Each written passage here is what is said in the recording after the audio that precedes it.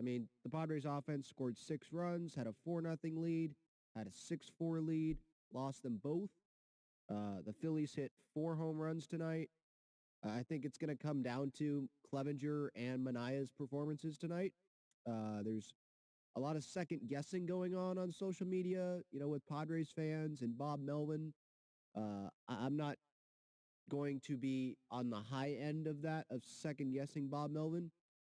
For me, there were a couple spots where I will say maybe should have went with a different matchup there. Maybe should have went with a different pitcher there.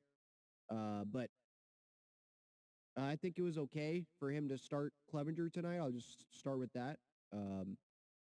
Clevinger said he was fine. He's been working with trainers. The Padres, the coaching staff, they know more than we do about Clevinger's health status and how he's looking. Ruben Niebla is probably having a watchful eye on him leading up to this start. So if they're going to say he's okay to start, then I'm going to think he's okay to start. Bottom line is he sucked tonight. That's the bottom line. Could not get an out. Had to have Nick Martinez come in there in that first inning and strand Bryce Harper. By the way, Nick Martinez, one of the MVPs of this game, and it's a shame that he's not going to get a bunch of credit or spotlight or anything like that tonight because we're going to be focused on Manaea and Clevinger and the Padres being down 3-1, and now they have to go win 3 games in a row if they want to get to the World Series. And they're facing Wheeler tomorrow in Game 5. By the way, the attitude needs to be just go 1-0.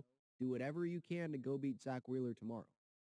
The good news is Robert Suarez, Josh Hader, they weren't used today. I thought no doubt they were going to be used today, even if they were losing, because this was essentially a must-win game, I thought. Going down 3-1, especially against a team that's as hot as the Phillies. Talk about a miraculous comeback if the Padres can win 3 games in a row here. I know they won 3 games in a row against the Dodgers, but the Dodgers' offense was not as hot as this Phillies offense is. So it can be done, but I thought tonight was very, very disappointing. With Clevinger, after the Padres give him 4 runs of support, Manny with the home run, Bell gets on base, Crony, amazing walk, tremendous 9-pitch walk. I thought that was the key of that first inning.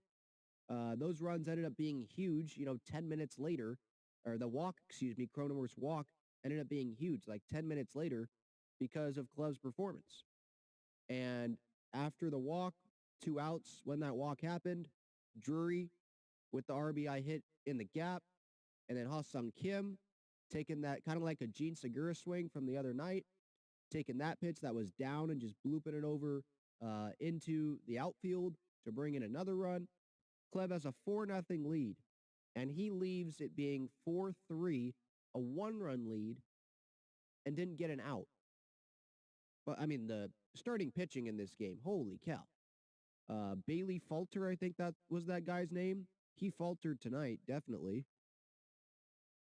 He ends up going 2/3 of an inning, 4 earned runs. Clev didn't even get 1 single out. Comes in, single to Schwarber, gives up the home run to Hoskins. Hoskins got it, the Padres twice tonight with the home runs. Then walks the 3-hitter, Remuto, and then he gives up the double to Bryce Harper. It was a pitch like right down the middle. Talk about a BP pitch. That's what that was. So he was just terrible tonight. Yeah, he has a sprained MCL. That's what he's been dealing with.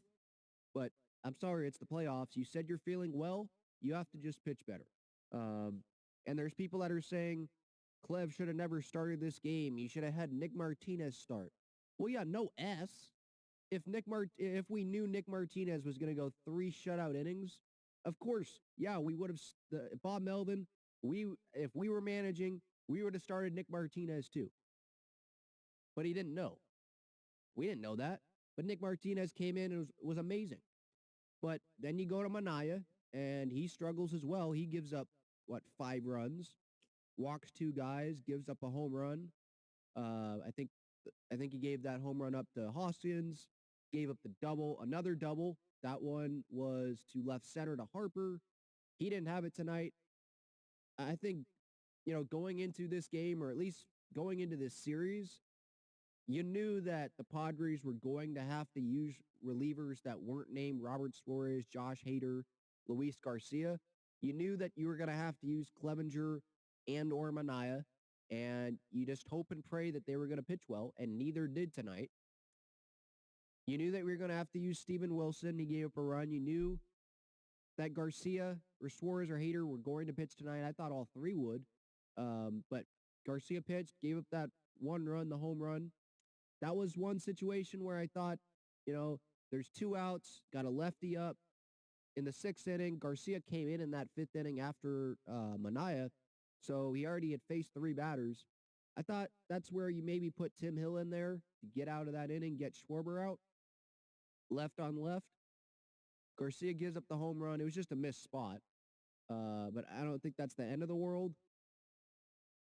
Manaea, the decision to keep Manaea in and not go to Garcia to start the 5th, I didn't really understand that, especially when Bob Melvin was willing to go to Luis Garcia in the 5th inning anyway.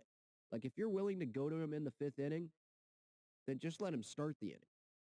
Why are you bringing him in after Manaea had already struggled, Maybe they wanted more length out of Manaea. They did, obviously. That's why they had him start the inning. But you have Manaea there in that 5th inning facing the top of the Phillies order. Definitely the middle of the Phillies order. Had him face Schwarber, was the second batter that he faced, walked him, gave up the home run to Hoskins, his second of the night. Now visit, then he walks Real Muto, and then gives up the double to Harper. And then there's the pitching change, right? So you're facing the top of the order there. Only one of those guys was a lefty, and that's Schwarber. So after Schwarber there, you have Hoskins coming up, a righty. Maybe you go to Garcia there instead of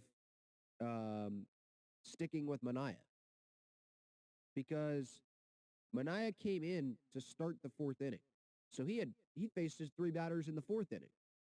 So that's one where I disagreed with it. But going into this, I knew, at least from my point of view, I knew that they were going to have to use Clevinger. They were going to have to use Manaea probably. And both of them just did not pitch well.